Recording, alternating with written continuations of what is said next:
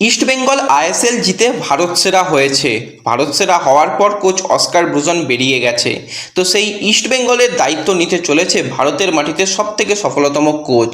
তো কে সেই কোচ জানার জন্য এখনই চ্যানেলটাকে সাবস্ক্রাইব আর ফলো করে নাও। তো ইস্টবেঙ্গল কিন্তু আনতে চলেছে ভারতের মাটিতে সবথেকে সফলতম কোচ অ্যান্তোনিও লোপেজ হাবাসকে। তো এই 70 বছর বয়সী স্প্যানিশ কোচ কিন্তু ভারতের মাটিতে খুবই সফল।